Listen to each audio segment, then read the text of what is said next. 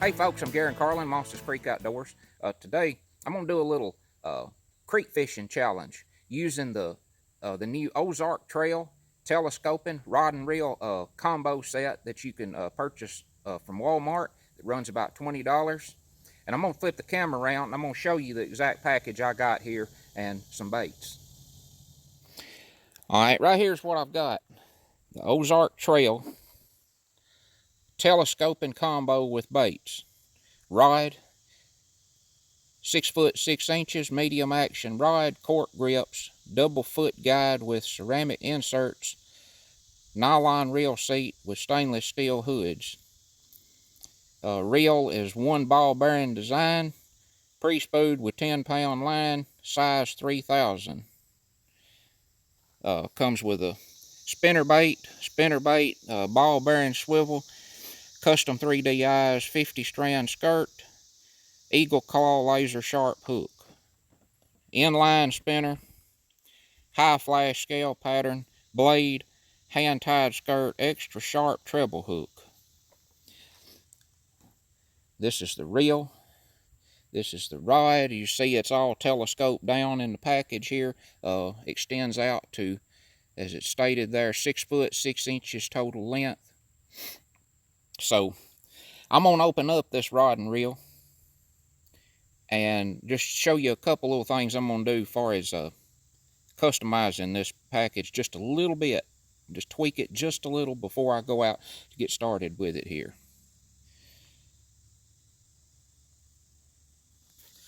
All right, what I'm gonna do as far as making some little minor adjustments here to this package before I get started with it, I'm just gonna talk about a couple of more things here. These spinner type reels that hangs down under the bottom of the rod, I used to didn't use these type reels a whole lot back years ago. Of course, I was always a pretty big fan of the Zebco 33 reel. The Zebco 33, has been around and about within my family for many, many years. Especially the older style, the actual Zebco 33s that had the metal housing around them. But the last 2 or 3 newer style Zebco 33s I ever had, I would get even up to 3 or 4 of them, and they got to where they didn't want to reel in. They would reel in and then stop, and reel in and stop. And I shifted to where I fish with these type reels more than any type reel nowadays, just for the fact that I have much less trouble than I do out of anything else. So, when you go out there fishing, you want to go fishing. You don't want to have trouble. You don't want to be sitting out there working on a reel that won't work right. You want something that's going to be trouble-free if possible. And that's just the main reason that I started using these type reels more, much more than I used to. But what I'm going to do, this spinnerbait right here, I'm not going to use this one because this one kind of, drops down pretty quick and sort of wants to pull deep. I fish some more shallower water and creek fish and stuff, so I don't want nothing that's going to sink down, fairly quickly. So what I'm going to do, I'm going to trade this spinnerbait out with this buzz bait that's got the buzz propeller on it here that's going to run on the top when I pull it. Other than that, I'm going to take the 10-pound line off of that reel and I'm going to replace it with 20-pound. I've always liked to have at least 15-pound line. 20-pound like this in most cases, because if I throw across a creek and get my bait to say hung on the tip of a limb, or throw across and it lands on the bank and gets hung, on a little something, a lot of times with that heavier line, I can end up pulling on it enough that I can get my bait back and I don't have to lose my bait. So that's one of my biggest reasons for using the stronger line. So I'm gonna go ahead and take this reel out and I'm gonna spin this 20-pound line onto the reel, and we'll get started after that. And once I do that, I'm gonna head down to the lake and the creek, and we're gonna see if we can catch a fish on this telescoping rig here from Ozark Trail.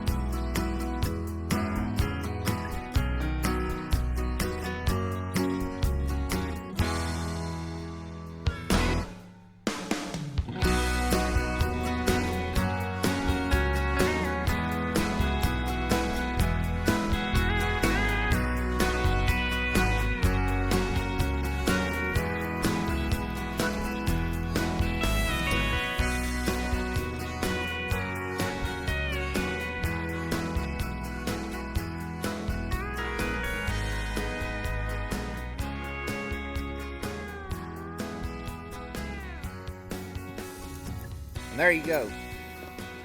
Just that quick. Done put on the 20-pound test line, the spinner, and telescope down, ready to go in any backpack. So let's go try it. See if we can nail a bass with it. Alright, this is Moss's Creek right here. Gonna see if we can catch a bass out of it. Usually catch them right here pretty good. This is a freshwater spring-fed creek. Runs on that way for several miles to the west. Moss's ends up dumping into the scenic Hatchie River, just over in the edge of the next county.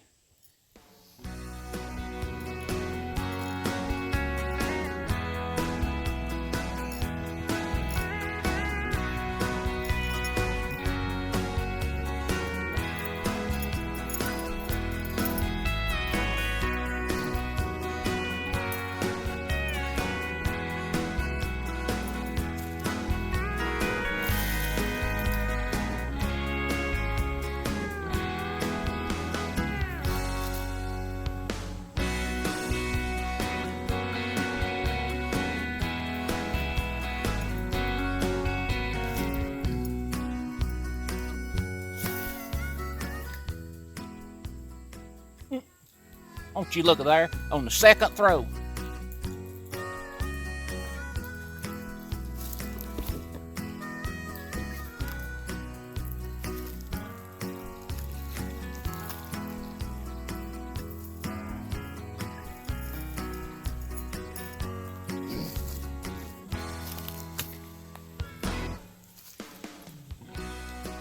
Pretty fish.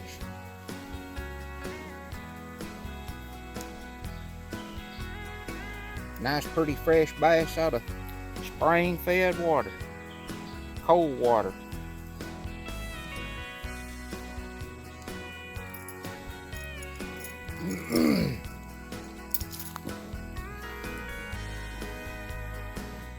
Ain't all that big. Pretty fish though.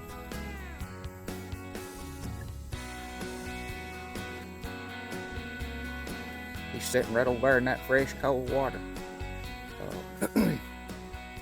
A lot of people, especially the older generation people in this part of the country, that's growed up around Moss's Creek, like I have, and many years even before I was born, they will state to you straight out that the water in Moss's Creek is considerably colder than a lot of the other streams around here.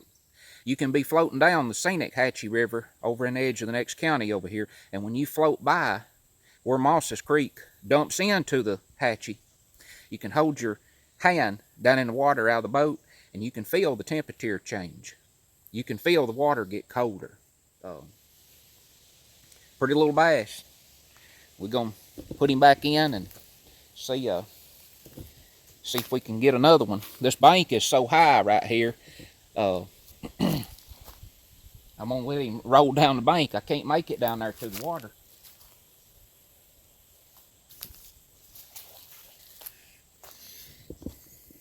I'm right on the back side of an old grist mill right here. If I spin the camera around opposite direction from the creek here, you can't tell it much, but there used to be a pond right here. And right behind me, beyond the four-wheeler right here on this levee, there was a grist mill here at one time. And back in 1955, there was a cousin of my dad's that drowned here. His name was Robert Taylor. I've got a video on my channel talking about what happened to Robert and another one of the family members right here in this part of the country. They're on my Moss's Creek Outdoors YouTube channel if you'd like to watch that. It's kind of a unexplained story type video on there.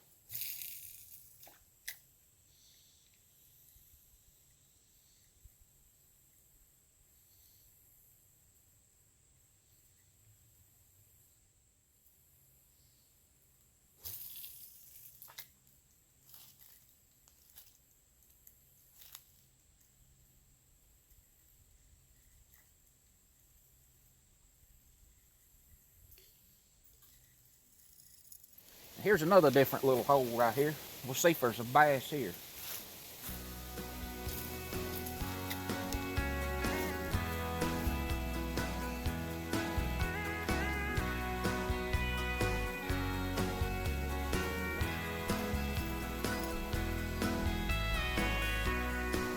Sandbar right over there. I'm going to go over on the end of that sandbar and drag this bait right off the end of it into the deeper water.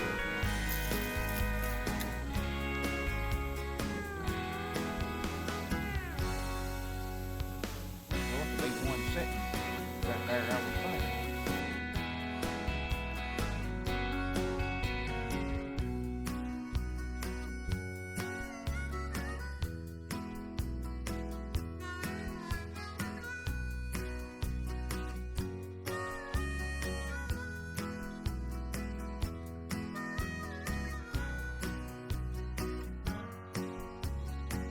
I knew there'd be one right in that fresh water.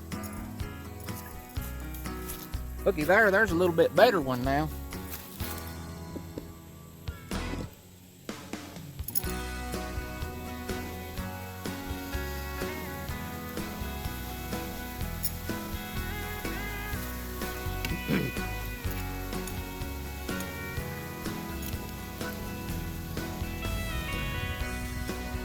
Pretty fish.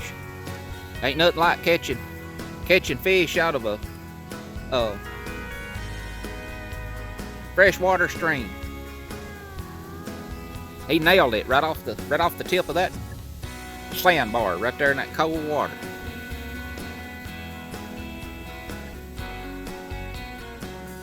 Pretty bass.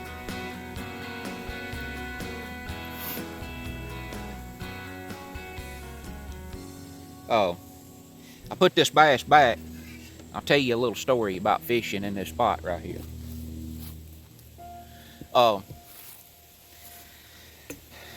You know, back many years ago, my granddad was born in 1941. And during that day and time, not long after he was born, you know, when he started growing up, when he got old enough to get into school, especially this time of the year, you know, middle of the summer, going to the creek fishing was an everyday thing. As soon as he got home from school, first thing he'd do, he had to get his .22 rifle and his rod and reel and head to the creek. And I remember hearing a lot of stories, him talking about catching big bass. He fished with a Head and Lucky 13 nearly all the time. He liked the old big Lucky 13 that's got all three of the big treble hooks on it.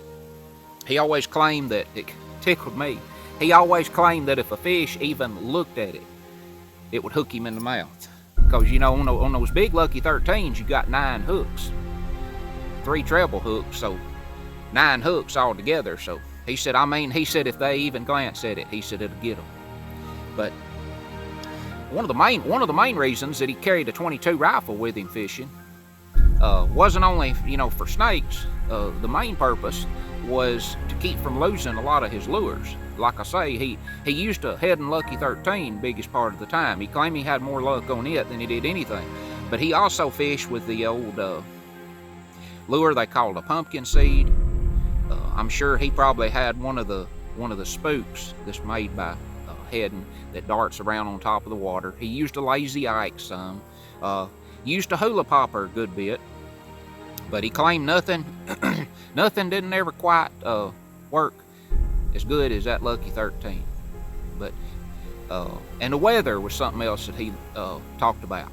He said he didn't ever, you know, really even think a lot of times about what the weather was. Summer, you know, spring, fall, winter, whatever.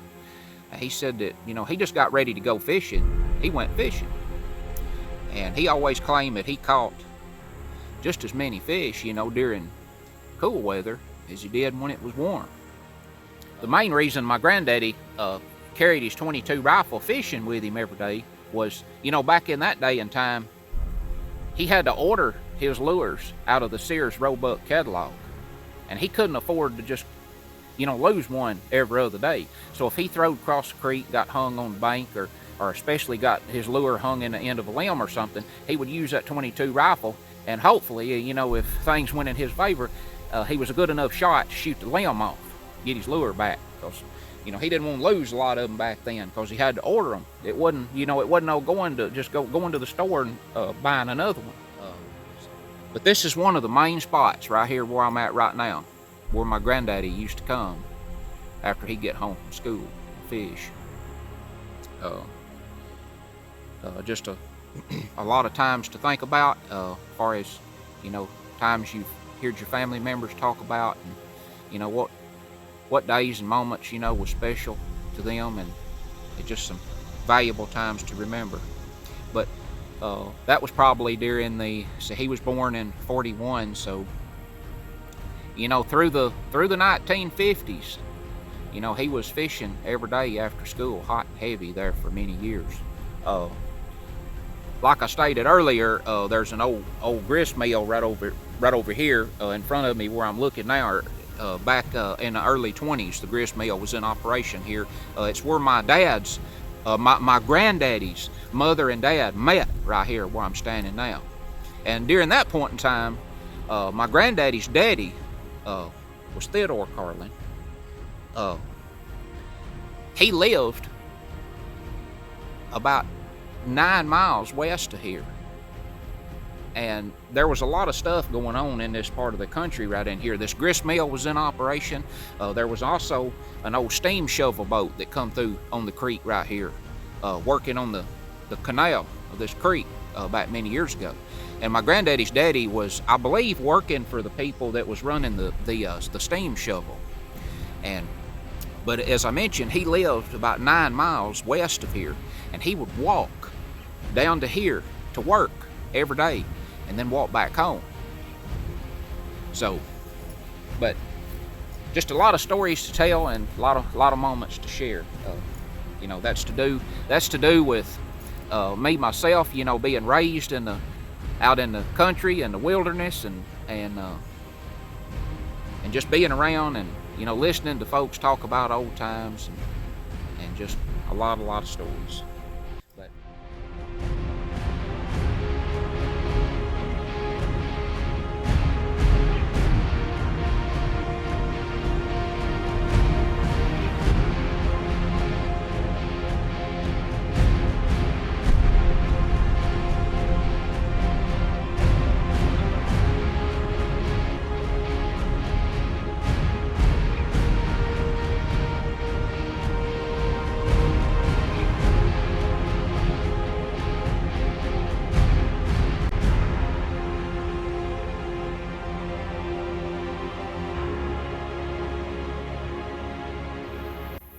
well, folks, there you have it. It's all collapsed down, all telescoped in. The Ozark Trail telescoping fishing rod combo. Really fun. They're catching those bass. But yes, if I moved around a good bit, I could flat nail some fish with this unit. It just took just a few minutes right there. I nailed those 2 bass just like that. So I have to say this is a very, very handy unit. The way that it telescopes and collapses down. Far as recommending the Ozark Trail telescoping combo, yes, absolutely. I would absolutely recommend it. If you want something handy, if you want something that comes down real short, where you can, stick it in a backpack or something. You may be out somewhere hiking, and you may walk up on a spot, where you want to fish. So, but yes, I definitely recommend it. It would be a very, very handy unit. And since I put the 20-pound test line on it, this reel cast extremely well, especially with with like a spinner bait, and of course a crankbait would work well on it as well. So appreciate you watching. I enjoy spending time in the outdoors, not just only here at Moss's Creek Outdoors. I enjoy getting outdoors and making memories anywhere out there, wherever it's to be. And I encourage you to do the same thing. Get out and make a memory. Take someone else out there that you know out and get them involved in the outdoors and help them create a memory that they won't soon forget. So whether it be hunting, fishing, camping, hiking, or whatever it might be out there, I hope that you enjoy it as much as I do. I'm Garen Carlin, Mosses Creek Outdoors, and I'll see you next time.